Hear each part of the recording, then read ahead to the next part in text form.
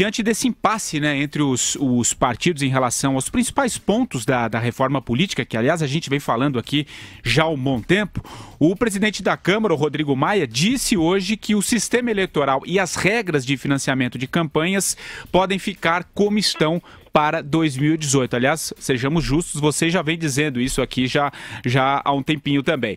Maia ironizou a falta de acordo e afirmou ser mais provável que a Câmara aprove apenas o fim das coligações e a recriação aí da cláusula de barreira. Acho que vai ficar como está, né, Andreasa? Olha, eu acho que não ficará como está, Patrick Santos, mas temos falado aqui há algum tempo que há uma possibilidade crescente, ainda menor, mas há uma possibilidade crescente de que pela falta de um consenso mínimo, que fique assim. O que eu acho que vai mudar, e aí o Rodrigo Maia está compondo a cortina de fumaça para criar uma pressão para aquilo que importa aconteça. Eles vão aprovar o fundo público. Isso eu não tenho a menor dúvida. Eles têm tempo para isso ainda. Tem o mês de setembro inteiro, inclusive, para isso, para aprovar, e eles vão aprovar.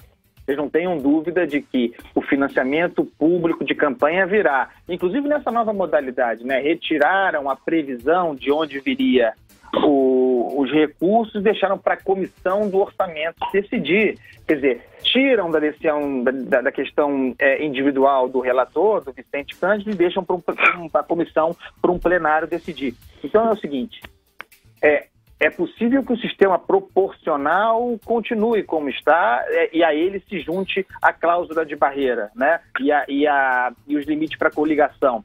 Isso é possível que aconteça. Mas que o financiamento público virá, que não... Vocês imaginem se, diante de uma oportunidade de garantir um butim como esse, dinheiro público para financiar a campanha, eles vão ficar, porque estão sem o empresarial, vão ficar como um privado individual, e os riscos desse privado individual, né? A chance que abre para o crime organizado. A situação é dramática e, mais uma vez, feita às vésperas do encerramento do prazo. Não é à toa, há método nisso. Nós estamos vivendo num país que legisla de afogadilho. E outra coisa, estão criando condições, depois vão reclamar, estão criando condições para que o Supremo, mais uma vez, legisle. Essa possibilidade também existe. Você acha isso também, Vera? Eu acho que o TSE, a essa altura do campeonato, deveria avocar essa reforma política e faz uma resolução e diz as eleições de 2018 vão correr nessas regras, porque isso que o Congresso está fazendo é coisa de pátio de escola, né? Até amiguinho de escola, para arbitrar as regras de uma brincadeira, faz um trabalho melhor do que essa palhaçada que eles estão fazendo. Se reúnem todos os dias, não conseguem chegar a um acordo sobre coisas relativamente simples de acordar. A cada dia surge um gato na sala, na tuba.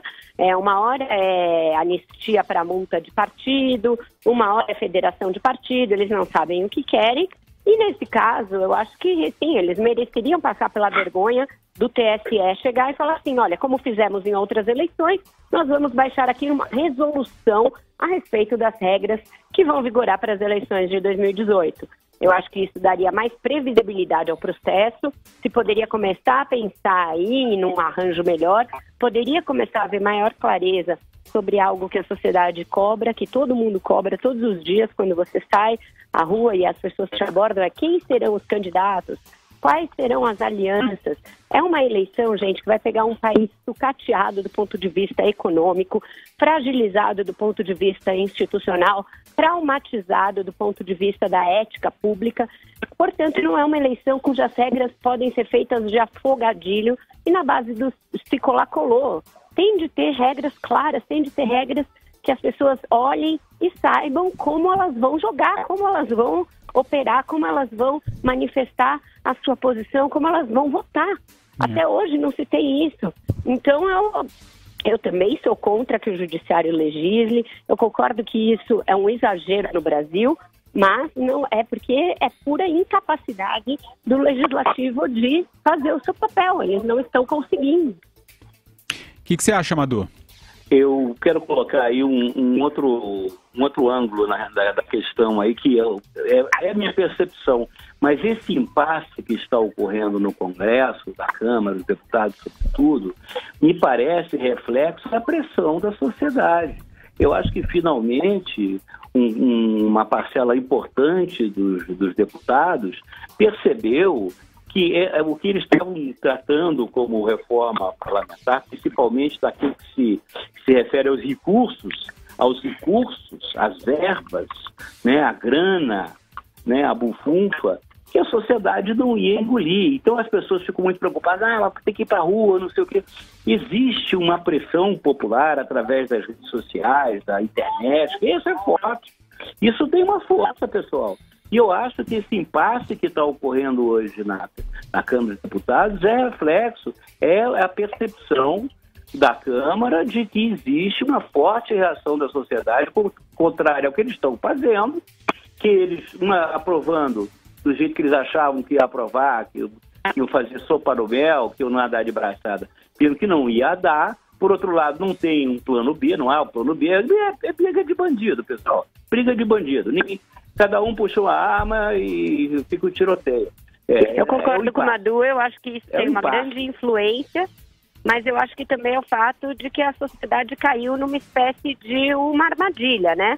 Porque foi aquilo, o Supremo determinou a inconstitucionalidade do financiamento empresarial de campanhas e a alternativa a isso, no caso de uma eleição presidencial, que é uma eleição necessariamente de muito custo, só pode ser o financiamento público, porque aquele financiamento de pessoa física, que eu chamei de marineiro, não funciona, não cobre o tamanho de um gasto desse. Então a gente está aí num dilema que é de certa maneira hipócrita, porque a sociedade realmente está rejeitando o fundo público, porque sabe que tem outros gastos mais urgentes, que ela reputa mais importantes, e ela não confia nos políticos, mas, por outro lado, inviabilizou-se o financiamento privado. Então, como é que faz?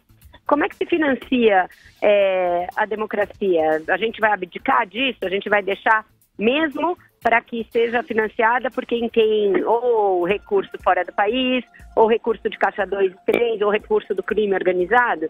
Isso é um perigo também. Da mesma e a multiplicação de laranjas também, né?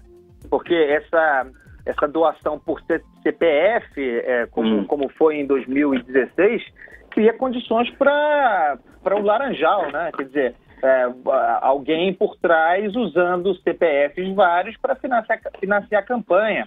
Mas é isso que a Vera falou.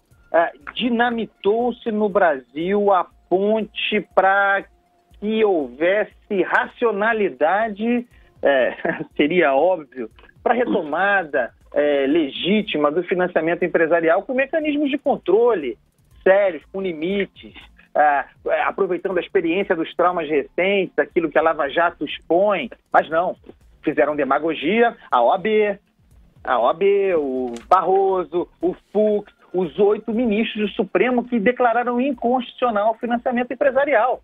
Sobrou o quê? Eles não sabiam? Eles estavam inocentes? Eles achavam que a possibilidade real num país doente como o Brasil, estatista como o Brasil, era o quê? Era o indivíduo botar a mão no bolso e dar para... Aqui nós não estamos nos Estados Unidos, né? Não é o pessoal doando para a campanha do Obama, entendeu? Aqui é o Brasil. Então, um país como esse, com as características que tem, você torna inconstitucional o financiamento empresarial, você está dizendo o quê?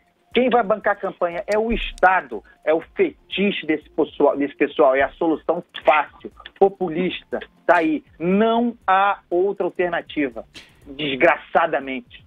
Madu, vai você para a gente ir para nossa última parada aqui. Deixa eu botar a minha colher nesse angu aí.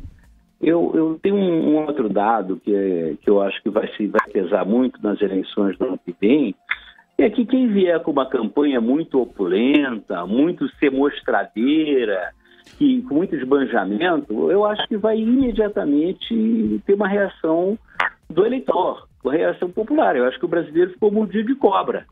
Eu acho que uma das coisas que vai mudar, certamente já mudou nas eleições do ano passado, para prefeito e vereador, é a pegada nas campanhas. Na verdade, quem for mais franciscano, de repente, vai acabar levando vantagem.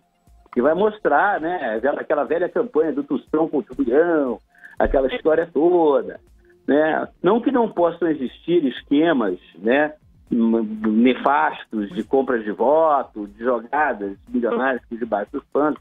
Agora, eu acho que certamente aquelas campanhas, né, jatinho para cima e para baixo, comícios, né, cheios de bandeiras vermelhas e bolas de encher, aquelas bolas monumentais, aquela coisa toda, programas caríssimos com efeitos, né, comida subindo do prato, essas coisas, não vai ter Mas, nunca Madu, mais. Nunca mais. Madu, Muito bom tempo. Fala, André. é porque ouvindo você falando assim, e eu entendo, eu, por exemplo, sou contra a existência da campanha eleitoral na televisão, tá? Para mim isso tinha que acabar. Aquelas inserções e inclusive os programas, como nós conhecemos do período eleitoral. Sou contra esse troço no rádio, geral. Mas o sujeito é candidato a presidente da República, tá? Num país continental como o Brasil, ele tem que viajar para cima e para baixo. Que não seja de jatinho, tá? Mas o cara é um candidato, precisa de algumas condições para viajar, isso custa dinheiro. Ou a gente vai querer ver todo mundo viajando, fazendo campanha como Heloísa Helena, aquele negócio ridículo, que aí chega numa cidade, tem que dormir na casa de um militante, porque não paga hotel, aí tem fotografia lá, em vez do cara estar comendo buchada de bode ou subindo no jegue, tá lá ele encolhidinho, dormindo no quartinho de favor na casa de um militante. É para isso que a gente caminha, sabe? Eu acho que isso tem uma facilidade aí que a gente tem que evitar.